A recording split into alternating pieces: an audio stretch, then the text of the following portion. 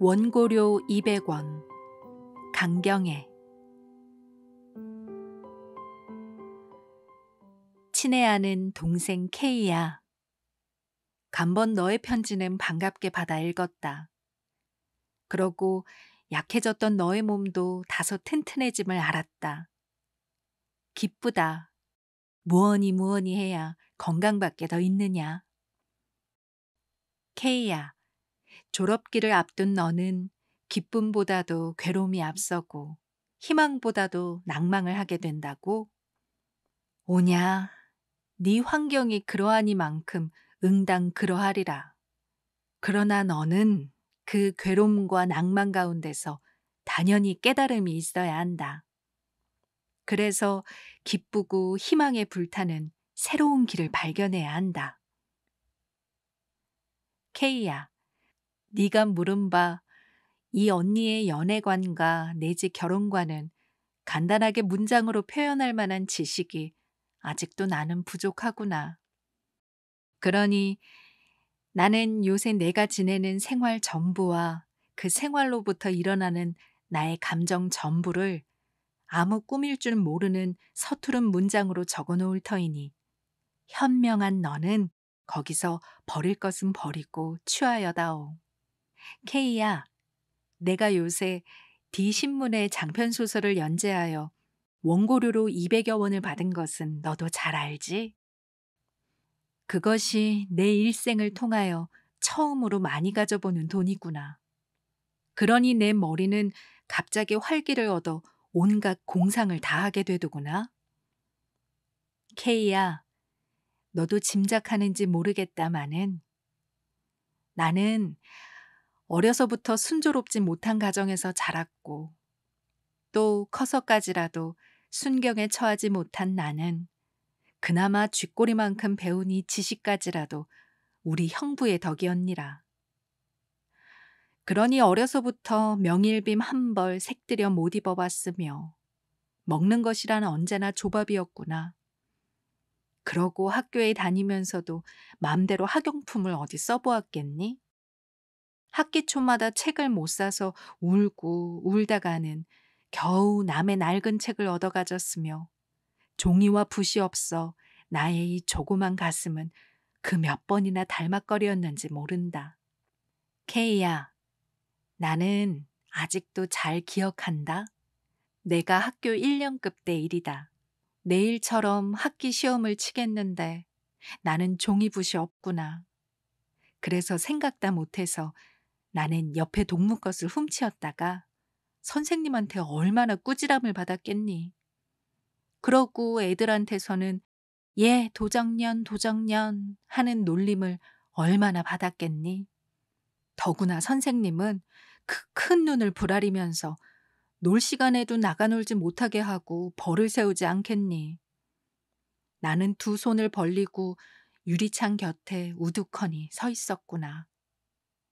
동무들은 운동장에서 눈사람을 만들어 놓고 손뼉을 치며 좋아하지 않겠니? 나는 벌을 서면서도 눈사람의 그 입과 그 눈이 우스워서 킥하고 웃다가 또 울다가 하였다.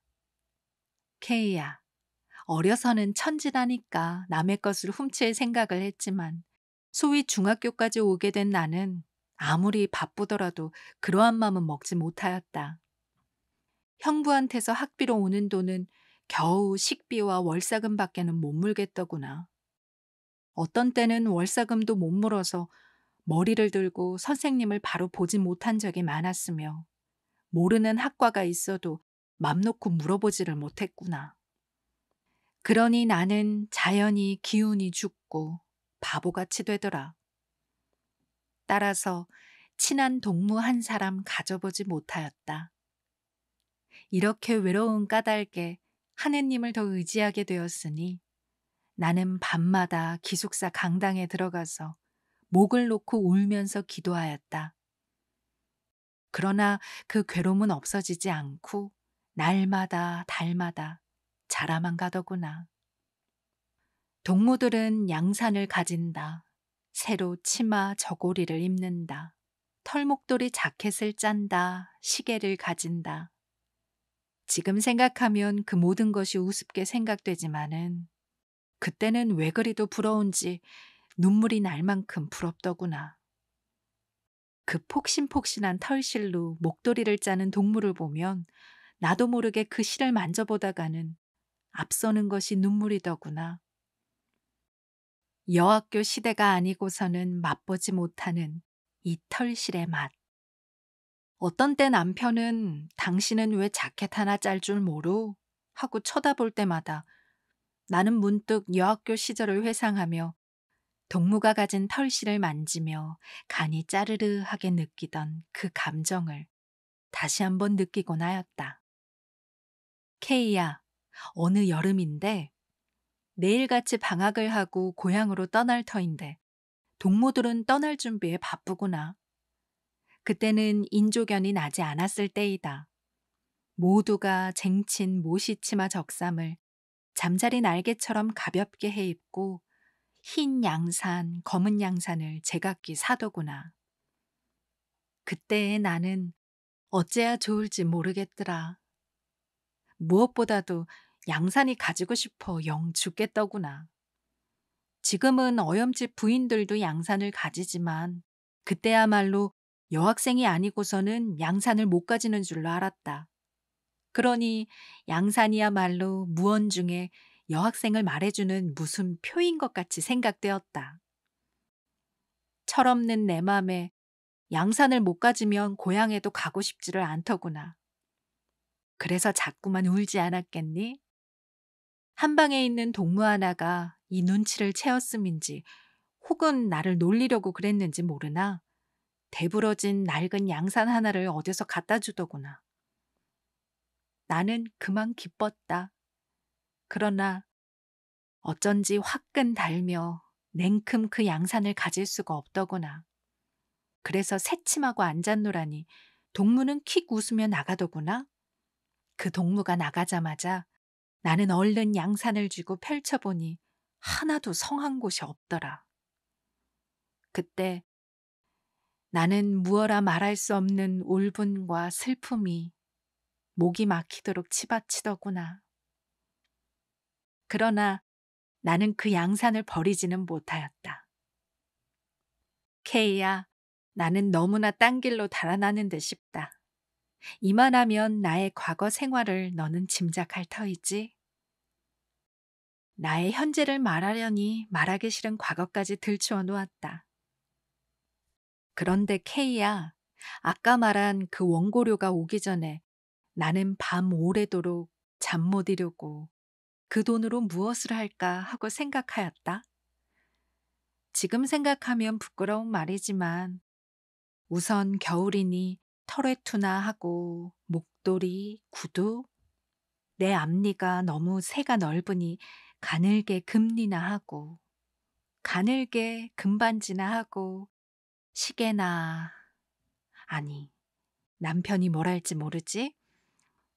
그래도 뭘 내 벌어서 내 해가 지는 데야 제가 입이 여리니 무슨 말을 한담? 이 기회에 못하면 나는 금시계 하나도 못 가지게 눈 딱 감고 한다. 그리고 남편의 양복이나 한 벌 해줘야지.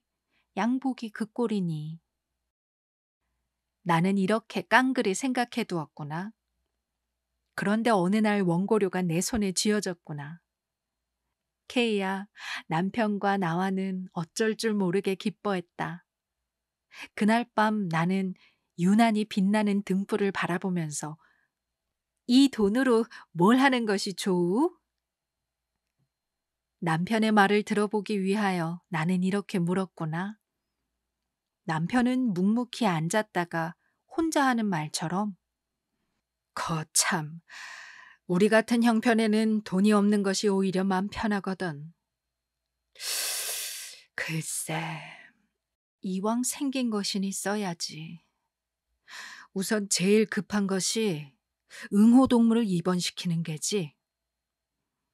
나는 이같이 뜻밖의 말에 앞이 아뜩해지며 아무 말도 할 수 없더구나. 그러고 나를 쳐다보는 남편의 그 얼굴이 금시로 개 모양 같고 또 그 눈이 예전 소눈깔 같더구나. 그러고 다음으로는 홍식의 부인이지. 이 겨울 동안은 우리가 돌봐야지 어쩌겠소. 나는 이 이상 남편의 말을 듣고 싶지 않더라. 그래서 머리를 돌려 저편 벽을 물끄러미 바라보았구나. 물론 남편의 동지인 응호라든지 혹은 같은 친구인 홍식의 부인이라든지를 나 역시 불쌍하게 생각하지 않는 배는 아니오. 그래서 이 돈이 오기 전까지는 우리의 힘 미치는 데까지는 도와주고 싶은 마음을 가졌었지만, 그러나 막상 내 손에 200여 원이라는 돈을 쥐고 나니 그때의 그 생각은 흔적도 없이 사라지더구나. 어쩔 수 없는 나의 감정이더라. 남편은 대답이 없는 나를 한참이나 바라보다가 약간 거세인 음성으로 "그래, 당신은 그 돈을 어떻게 썼으면 좋을 듯 싶소?" 그 물음에 나는 혀를 깨물고 참았던 눈물이 샘솟듯 쏟아지더구나. 그 순간에 남편이야말로 돌이나 깎아놓은 듯 그렇게도 답답하고 안타깝게 내 눈에 비치더구나. 무엇보다도 제가 결혼 당시에 있어서도 남들이 다 하는 결혼 반지 하나 못 해주었고 구두 한 켤레 못 사주지 않았겠니? 물론 그것이야 제가 돈이 없어서 그러한 것이니 내가 그만한 것은 이해 못하는 것은 아니다. 그러나 돈이 생긴 오늘에 그것도 남편이 번 것도 아니요. 내 손으로 번 돈을 가지고 평생의 원이던 반지나 혹은 구두나를 선선히 해 신으라는 것이 떳떳한 일이 아니겠니? 그런데 이 등신 같은 사내는 그런 것은 염두에도 먹지 않은 모양이더라. 나는 이것이 무엇보다도 원망스러웠다. 그러고 지금 신은 구두도 몇 해 전에 내가 중이염으로 서울 갔을 때 남편의 친구인 김정호가 그의 아내가 신다 벗어놓은 구두를 자꾸만 신으라고 하더구나. 내 신발이 오죽잖아야 그리했겠니? 그때 나의 불쾌함이란 말할 수 없었다. 사람의 마음은 일반이지 낸들 왜 남이 신다 벗어놓은 것을 신고 싶겠니? 그러나 내 신발을 굽어볼 때는 차마 딱 잘라 거절할 수가 없더구나. 그래서 그 구두를 둘러보니 구멍난 곳은 없더라. 그래서 약간 신고 싶은 마음이 있지만 남편이 알면 뭐라고 할지 몰라 그 다음으로 남편에게 편지를 했구나. 며칠 후에 남편에게서는 승낙의 편지가 왔겠지. 그래서 나는 그 구두를 신게 되지 않았겠니. 그러나 항상 그 구두를 볼 때마다 나는 불쾌한 마음이 사라지지 않더구나. 그런데 오늘 밤 새삼스러이 그 구두를 빌어 신던 그때의 감정이 목구멍까지 치받치며 참을 수 없이 울음이 응응 터지는구나. 나는 마침내 어린애같이 입을 벌리고 울지 않았겠니. 남편은 벌떡 일어나며 윙 소리가 나도록 나의 뺨을 후려치더구나. 가뜩이나 울분에 못 이겨 울던 나는 악이 있는 대로 쓸어나더구나. 왜 때려? 날 왜 때려? 나는 달려들지 않았겠니? 남편은 호랑이 같은 눈을 번쩍이며 재차 달려들더니 나의 머리끄댕이를 치는 바람에 등불까지 웽그랑 쨍 하고 깨지더구나. 따라서 온 방에 석유내가 확 뿜기는구나. 죽여라! 죽여라! 나는 목이 메어 소리쳤다. 이제야말로 이 사나이와는 마지막이다 싶더라. 남편은 시금벌떡이며 어, 너 따위는 100번 죽여 싸다. 내 네 맘을 모르는 줄 아니? 돈푼이나 생기니까 남편을 남편같이 안 알고 에이 치사년. 가라! 그 돈 다 가지고 내일 네 집으로 가. 너같이 치사한 년과는 내 못 살아. 온 여우 같은 년. 너도 요새 소위 모던걸이라는 두리회둥년이 되고 싶은 게로구나. 아, 인류 문인으로서 그리해야 되는 게지. 난 그런 인류 문인의 사내 될 자격은 못 가졌다. 머리를 지지고 뽑고 쌍판에 밀가루칠을 하고 금시계에 금강석 반지에 털외투 입고 입으로만 무산자여 하고 부르짖는 그런 문인이 되고 싶단 말이지? 당장 나가라! 내 손을 잡아 끌어내누나 나는 문 밖으로 쫓겨났구나. 케이야, 북극의 바람이 얼마나 찬 것은 말할 수 없다. 내가 여기에 온 지 사계성상을 맞이했건만 그날 밤 같은 그러한 매서운 바람은 맛보지 못하였다. 온 세상이 얼음덩이로 된 듯 하더구나. 쳐다보기만 해도 눈등이 차오르는 달은 중천에 뚜렷한데 매서운 바람결에 가로눈이 썽썽 날리누나. 마치 예리한 칼끝으로 내 피부를 찌르는 듯 내 몸에 부딪히는 눈발이 그렇게 따갑구나. 나는 팔짱을 찌르고 우두커니 눈 위에 서 있었다. 그때에 나의 머리란 너무나 많은 생각으로 터질 듯 하더구나. 어떻게 하나. 나는 이 여러 가지 생각 중에서 어떤 결정적 태도를 취하려고 이렇게 중얼거리며 머릿속에 돌아가는 생각을 한 가지씩 붙잡아내었다. 제일 먼저 내달아오는 것이 저 사나이와는 이전 못 사는 게다. 금을 줘도 못 사는 게다. 그러면 나는 어떡하나? 고향으로 가나? 고향. 전년 또 다 살았나? 글쎄 그렇지. 며칠 살겠지. 저런 회눅년 하고 비웃는 고향 사람들의 얼굴과 어머니의 안타까워하는 모양. 나는 흠칫하였다. 그러면 서울로 가서 어느 신문사나 잡지에 취직을 해? 종래의 여기자들이 연문만 퍼친 것을 보아 나 역시 별다른 인간이 못 된다는 것을 깨닫자 그 말로는 타락할 것밖에 없는 듯.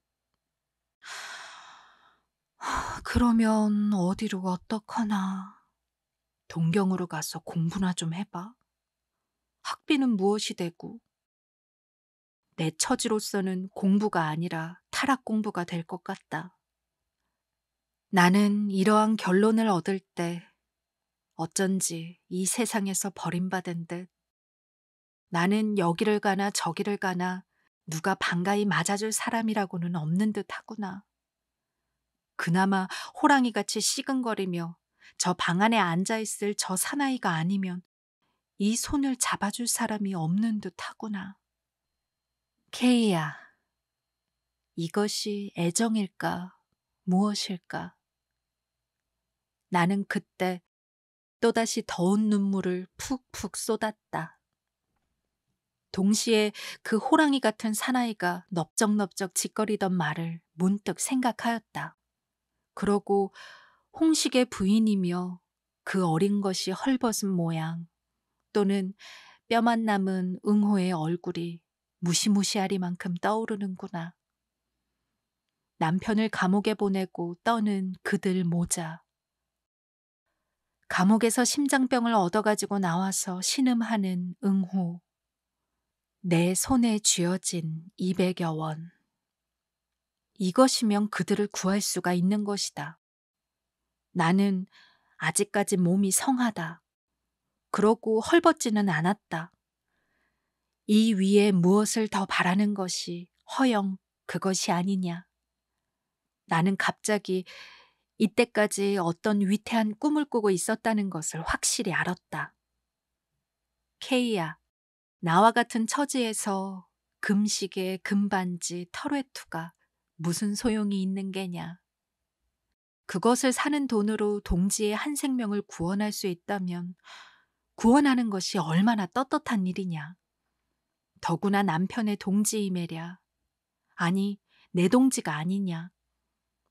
나는 단박에 문 앞으로 뛰어갔다. 여보, 나 잘못했어. 뒤미쳐 문이 획 열리두나. 그래서 나는 뛰어들어가 남편을 붙들었다. 여보, 나 잘못했어. 다시는. 목이 메어 울음이 쓸어나왔다. 이 울음은 아까 그 울음과는 아주 차이가 있는 울음이었던 것만은 알아다오. 케이야, 남편은 한숨을 푹 쉬면서 내 머리를 매만진다. 당신의 맘을 내 전현이 모르는 배는 아니오.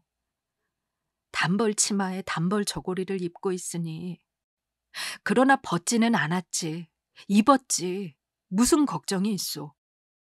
그러나 응호 동무라든가 홍식의 부인을 보구려.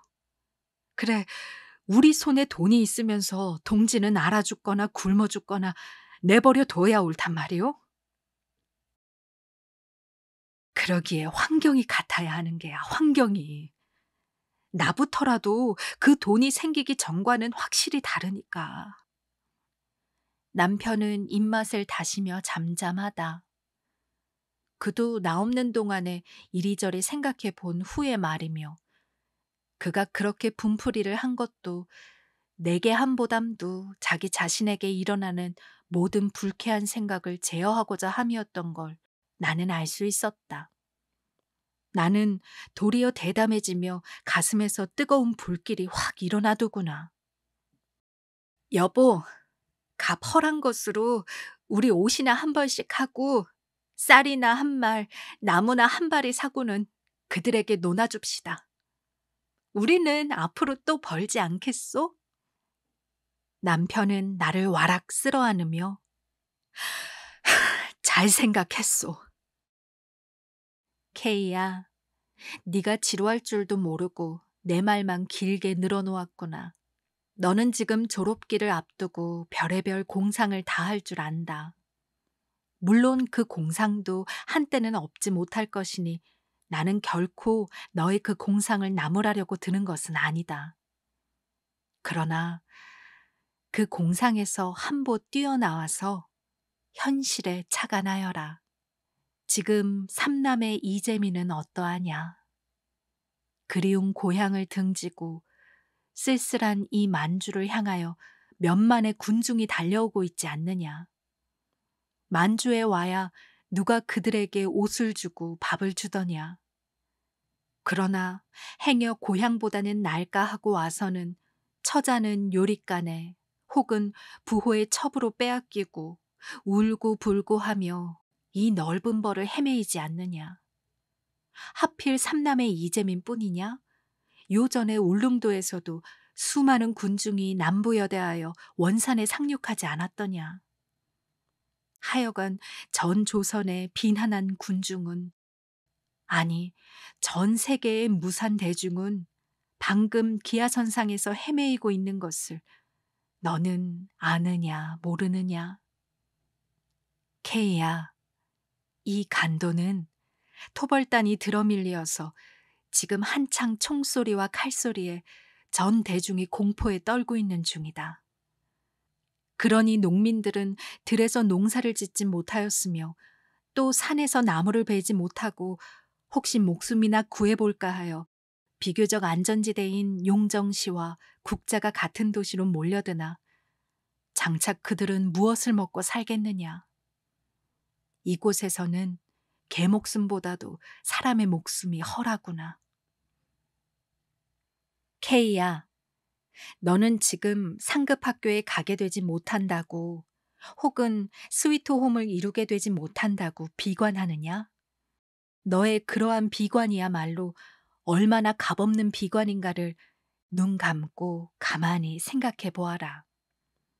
네가 만일 어떠한 기회로 잠시 동안 너의 이상하는 바가 실현될지 모르나 그러나 그것은 잠깐 동안이고 너는 또다시 대중과 같은 그러한 처지에 서게 될 터이니 너는 그때에는 어쩌겠니? 케이야, 너는 책상 위에서 배운 그 지식은 그것만으로도 훌륭하다. 이제야말로 실천으로 말미암아 참된 지식을 얻어야 할 때다. 그리하여 너는 오직 너의 사회적 가치를 향상시킴에 힘써야 한다. 이 사회적 가치를 떠난 그야말로 교환 가치를 향상시킴에만 몰두한다면 너는 나고자요, 퇴폐자다. 이것은 결코 너를 상품시 혹은 물건시하는 데서 하는 말이 아니요. 사람이란 인격상 취하는 방면도 이러한 두 방면이 있다는 것을 내게 알려주고자 합니다. 강경애의 원고료 200원이었습니다. 1935년 신가정에 발표된 이 글은 한 여성 문인의 내면을 진솔하게 그려낸 작품입니다. 가난한 유년 시절부터 결혼 후에도 이어지는 경제적 고통, 그리고 원고료 200원을 손에 쥐고 벌어지는 갈등과 각성의 순간까지 이 작품은 한 인간으로서, 한 여성으로서 겪는 복잡한 감정을 섬세하게 담아냅니다.